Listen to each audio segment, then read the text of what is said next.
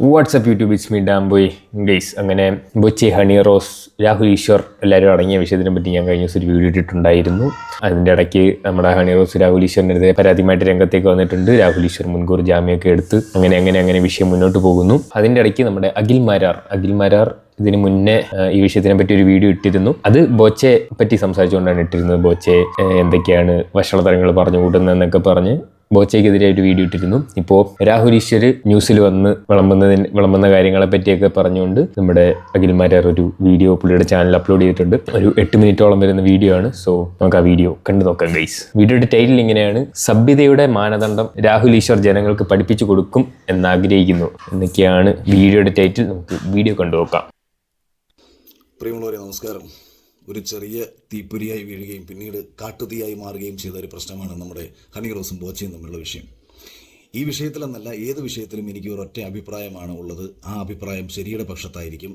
അതിന് വേണ്ടിയിട്ട് അപ്പുറത്ത് നിൽക്കുന്ന ഒരാൾ ആണാണെന്നോ പെണ്ണാണെന്നോ ട്രാൻസ് ആണെന്നുള്ളതോ, അല്ലെങ്കിൽ അയാൾ ഇന്ന രാഷ്ട്രീയ പാർട്ടിയിലുള്ളതാണെന്നോ, അല്ലെങ്കിൽ അയാൾ ഇന്ന മതത്തിൽപ്പെട്ട ഒരാളാണെന്നുള്ളതോ ഞാൻ ഒരു കാലത്തും നോക്കിയിട്ടില്ല, നാളെ വിട്ട് നോക്കാൻ പോകുന്നതുമില്ല. ഓക്കെ, എല്ലാവരും അങ്ങനെ തന്നെ ആയിരിക്കണം എന്നാണ് എൻ്റെയും അഭിപ്രായം. കാരണം നമ്മൾ കാണാറുണ്ട് രാഷ്ട്രീയ പാർട്ടികളിലെ അനുകൂലിക്കുന്നവർ അവരുടെ ഭാഗത്ത് മാത്രമാണ് ശരി, മറ്റുള്ളവർ ചെയ്യുന്ന ഒന്നും ശരിയല്ല. മറ്റുള്ളവരെന്തെങ്കിലും ചെയ്താൽ തന്നെ അതിനെ അപ്രിഷ്യേറ്റ് ചെയ്യാറില്ല. മറ്റുള്ളവരെന്തെങ്കിലും ചെയ്താൽ തന്നെ അതിന് പുറകിൽ മറ്റു തെറ്റുകൾ കണ്ടുപിടിച്ചുകൊണ്ട് വന്ന് ചെയ്ത് ശരി അപ്രിഷ്യേറ്റ് ചെയ്യുകയില്ല. അവർക്കെതിരെ വെറുതെ ഒരു കാര്യമില്ല സംസാരിക്കുന്നത് നമ്മൾ പലപ്പോഴും കേൾക്കാറുള്ളതാണ്. സോ അങ്ങനെ ആവാൻ പാടില്ല. എല്ലാവർക്കും അവരുടെ രാഷ്ട്രീയവും അഭിപ്രായങ്ങളും കാണും. പക്ഷേ ശരി ചെയ്യുന്നവരെ അപ്രിഷ്യേറ്റ് ചെയ്യാനും തെറ്റ് ചെയ്യുന്നവരെ അതേപോലെ തന്നെ അവരെ തിരുത്തി പറയാനും ഒരേപോലെ മുന്നോട്ട് വരണമെന്നാണ് എൻ്റെയും അഭിപ്രായം. എന്നെ സംബന്ധിച്ച് ഒരു വിഷയത്തിൻ്റെ ശരിതെറ്റുകൾ മനസ്സിലാക്കി അതിൽ എനിക്ക് ശരിയെന്ന് തോന്നുന്ന വിഷയത്തിനൊപ്പം നിൽക്കുക എന്നുള്ളതാണ്.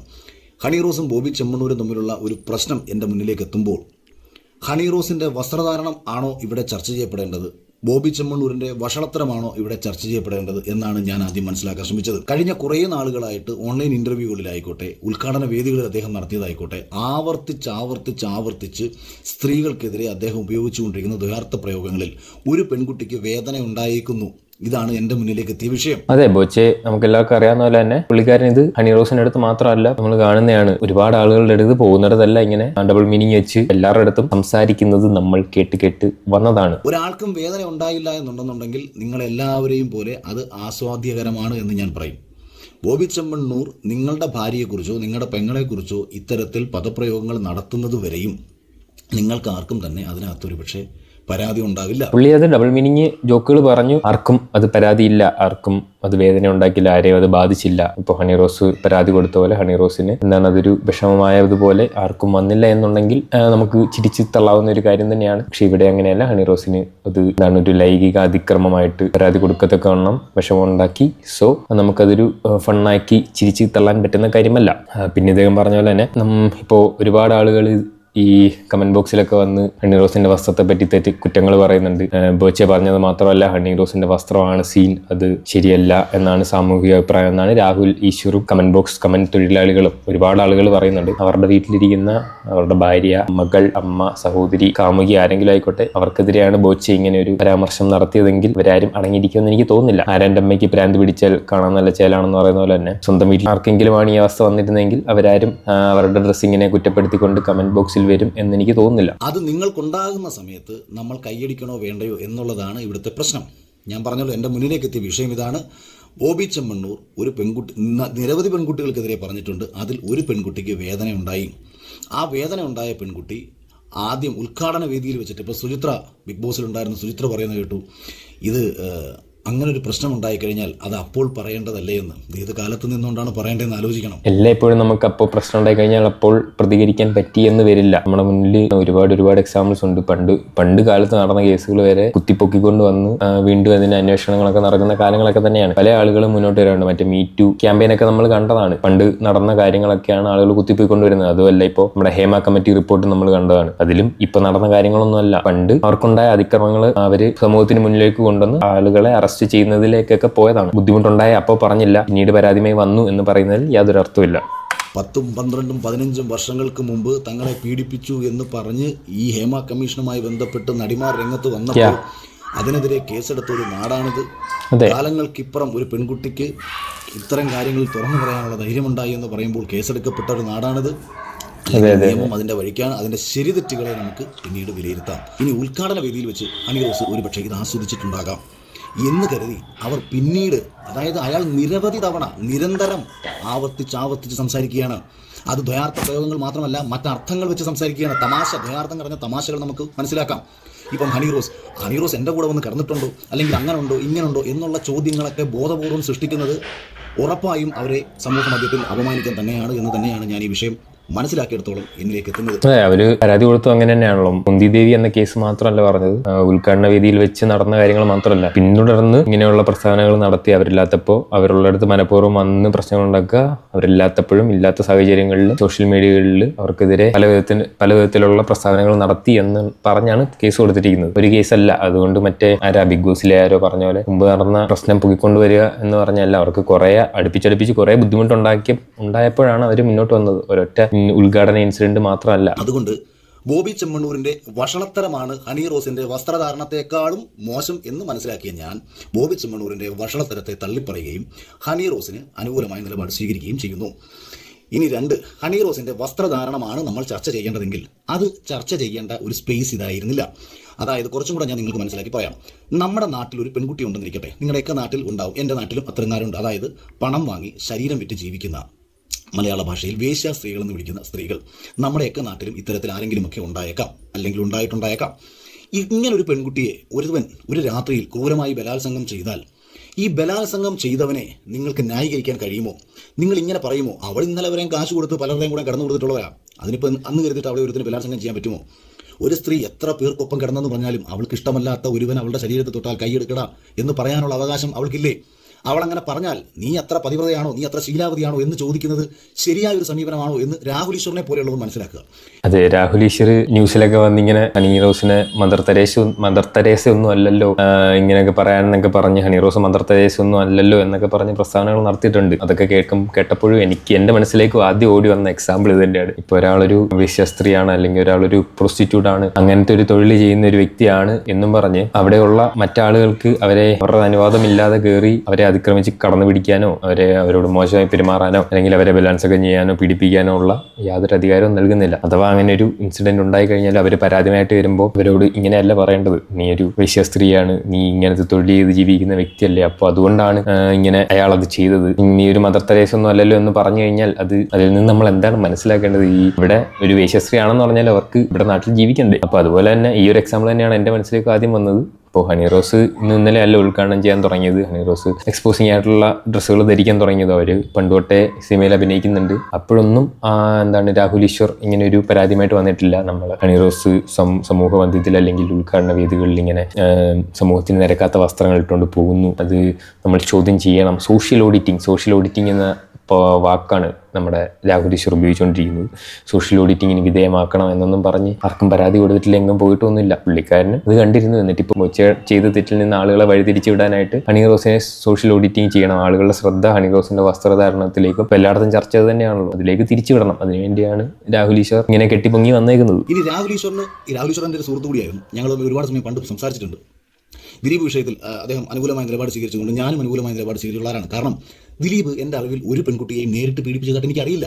അങ്ങനെ ഒരു പെൺകുട്ടി പോലും പരാതി പറഞ്ഞിട്ടില്ല. അങ്ങനെ ആയിരുന്നു ദിലീപിനെതിരെയുള്ള കേസെങ്കിൽ ഞാൻ ഒരിക്കലും ദിലീപിനെ ന്യായീകരിക്കത്തില്ല. ഞാൻ ദിലീപിനെ പൂർണ്ണമായും തള്ളിപ്പറയുകയും ആ പെൺകുട്ടിക്ക് വേണ്ടി നിലപാട് സ്വീകരിക്കുകയും ചെയ്യും.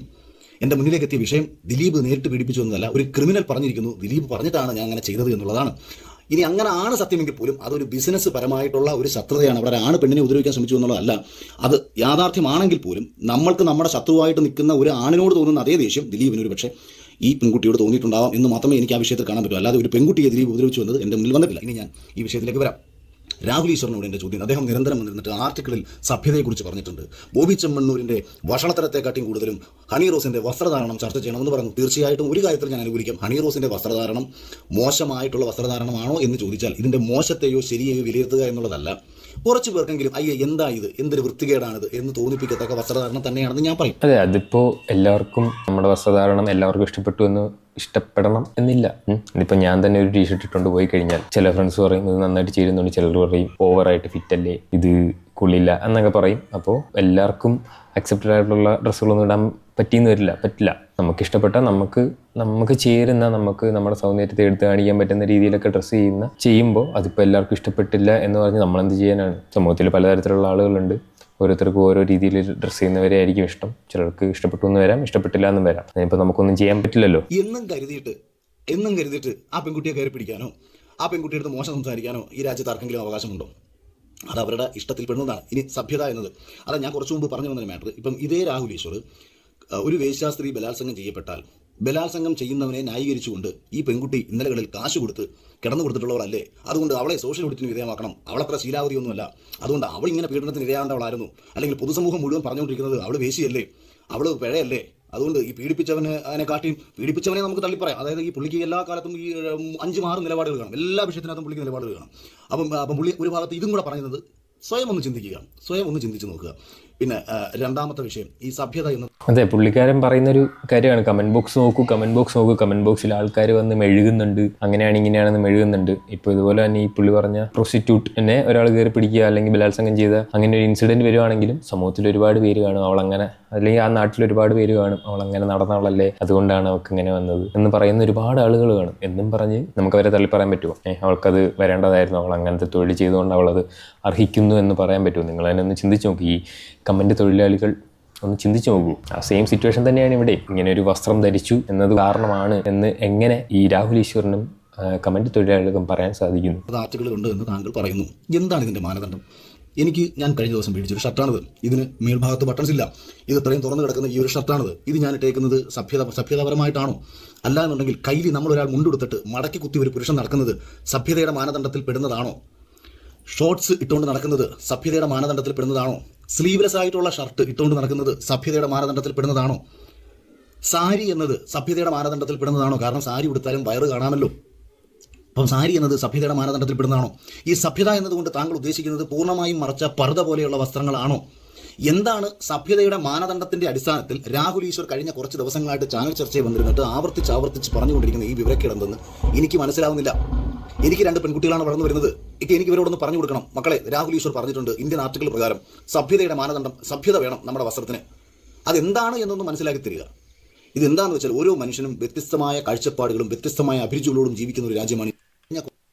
അതെ, രാഹുൽ ഈശ്വർ എല്ലാ ന്യൂസിലും പറയുന്നുണ്ട് സഭ്യത വേണം, അത് വേണം, ഇത് വേണം എന്നൊക്കെ പറയുന്നുണ്ട്. പക്ഷേ ഓരോ ഒക്കേഷനിലും നമ്മൾ എത്രത്തോളം കവർ ചെയ്ത് വരണം, എത്രത്തോളം സഭ്യമായിട്ട് വരണം, സാരി ഉടുത്ത് വന്നാലും ഏത് ഡ്രസ്സ് ഇട്ട് വന്നാലും ആളുകൾക്കെതിരെ ഇവിടെ ലൈംഗിക അതിക്രമങ്ങൾ നടക്കുന്നുണ്ട്. അപ്പോൾ അതുകൊണ്ട് ലൈംഗിക അതിക്രമം നടക്കാതിരിക്കാനും മാത്രം സഭ്യതയുള്ള ഏത് വസ്ത്രമാണുള്ളത് എന്ന് രാഹുൽ ഈശ്വർ റിസർച്ച് നടത്തി കണ്ടുപിടിച്ച് അറിയിക്കുന്നത് നന്നായിരിക്കും. ഇപ്പോൾ കൊച്ചുകുട്ടികൾ മുതൽ പ്രായമായവർ വരെ പീഡിപ്പിക്കപ്പെടുന്ന അല്ലെങ്കിൽ ബലാത്സംഗത്തിന് ഇരകളാവുന്നത് നമ്മൾ കേൾക്കാറുണ്ട്. സോ അവർക്കെല്ലാവർക്കും ഇതിൽ നിന്ന് രക്ഷപ്പെടാനുള്ള ഒരു സഭ്യമായ വസ്ത്രം, അതിൻ്റെ അളവ് എത്രത്തോളം മറയ്ക്കണമെന്ന് രാഹുൽ ഈശ്വർ സമൂഹത്തിലെ ആളുകൾക്ക് പറഞ്ഞു കൊടുത്താൽ നന്നായിരിക്കും എന്നാണ് എൻ്റെ അഭിപ്രായം. നമുക്ക് എല്ലാവർക്കും അറിയണ്ടേ, ഇവരെല്ലാവരെയും അതിക്രമത്തിന് വിധേയമാകുന്നവരെ എല്ലാവരും നമുക്ക് രക്ഷിക്കണ്ടേ. ഇനി അങ്ങനെ ഒരു ആളുകൾക്ക് അത് ഉണ്ടാവാതെ നമുക്ക് നോക്കണ്ടേ. അപ്പോൾ അതുകൊണ്ട് എല്ലാവർക്കും അങ്ങനെയുള്ളൊരു റൂൾസ് അടങ്ങിയ, എത്രത്തോളം ഡ്രസ്സ് ധരിക്കണം എന്നുള്ള റൂൾസ് അടങ്ങിയൊരു പുസ്തകം രാഹുൽ ഈശ്വർ എഴുതുന്നത് നന്നായിരിക്കും.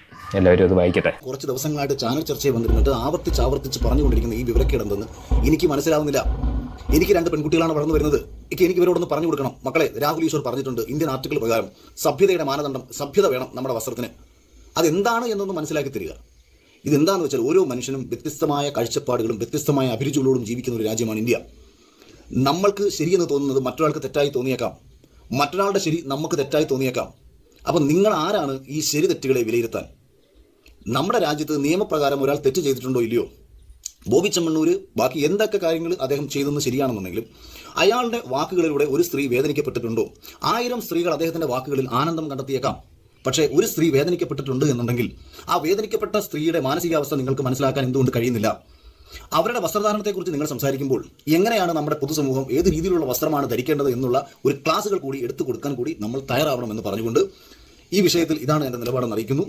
എല്ലാവരോടും സ്നേഹം മാത്രം. Thank you. ഓക്കെ, അപ്പോൾ അതാണ് നമ്മുടെ അഖിൽ മാരാറിൻ്റെ വീഡിയോ. അഖിൽ പറഞ്ഞ എല്ലാ കാര്യങ്ങളോടും ഞാൻ യോജിക്കുന്നു. ഇതിപ്പോൾ കുറേ പേർക്ക് കുഴപ്പമുണ്ടായില്ല പക്ഷേ എന്ന് കരുതി ഒരാൾക്ക് അതൊരു പ്രശ്നമായിട്ട് വന്നു കഴിഞ്ഞാൽ അതിനുള്ള പരിഹാരം കണ്ടുപിടിക്കുക. വെറുതെ വിക്ടിം ബ്ലെയിമിങ് നടത്താതിരിക്കുക. ഇപ്പോൾ അതുകൊണ്ടാണ് അവളങ്ങനെ വസ്ത്രം ധരിച്ചത്, സമൂഹത്തിന് ആപത്താണ് എന്ന് പറഞ്ഞ് അതിലേക്ക് പ്രശ്നങ്ങളെ വഴിതിരിച്ചു വിടുന്ന രാഹുൽ ഈശ്വറിൻ്റെ മനോഭാവം എന്ത് മനോഭാവമാണ് എന്തെങ്കിലും ആട്ടെ. പുള്ളി പറയുന്ന കാര്യങ്ങളൊക്കെ കേട്ടുമെടുത്ത് എനിക്ക് പട്ടിയുടെ വാലിൽ കുഴലിട്ടാൽ നേരെയാവില്ല എന്ന് പറയുന്ന പോലെ പുള്ളി ഇങ്ങനെ പറഞ്ഞ കാര്യം തന്നെ വീണ്ടും വീണ്ടും പറഞ്ഞുകൊണ്ടിരിക്കുന്നു. Victim blaming നടത്തിക്കൊണ്ടിരിക്കുന്നു. പുള്ളിക്കാരൻ എത്രയും വേഗം സമൂഹത്തിലെ ആളുകൾക്ക്, പ്രത്യേകിച്ച് സ്ത്രീകൾക്ക്, പെൺകുട്ടികൾക്ക്, വളർന്നു വരുന്ന പെൺകുട്ടികൾക്ക് വായിക്കാനായിട്ട് സമൂഹത്തിലെ ഡ്രസ് കോഡുകളെ പറ്റി എല്ലാ സ്ഥലത്തും ലൈംഗിക അതിക്രമങ്ങൾ നേരിടാതിരിക്കാൻ വേണ്ടി, പ്രിവെൻറ്റ് ചെയ്യാൻ വേണ്ടി എന്തുമാത്രം വസ്ത്രം ധരിക്കണം, എത്ര അളവിൽ വസ്ത്രം ധരിക്കണം എന്ന പുസ്തകം എത്രയും വേഗം എഴുതി പ്രകാശനം ചെയ്യും എന്ന് പ്രതീക്ഷിച്ചുകൊണ്ട് ഞാൻ ഇന്നത്തെ വീഡിയോ ഇവിടെ നിർത്തുകയാണ് ഗൈസ്. നമുക്ക് രാഹുൽ ഈശ്വറിൻ്റെ ബുക്കിനായിട്ട് കാത്തിരിക്കാം. അപ്പോൾ അടുത്ത വീഡിയോയിൽ കാണാം. ചേട്ടാ.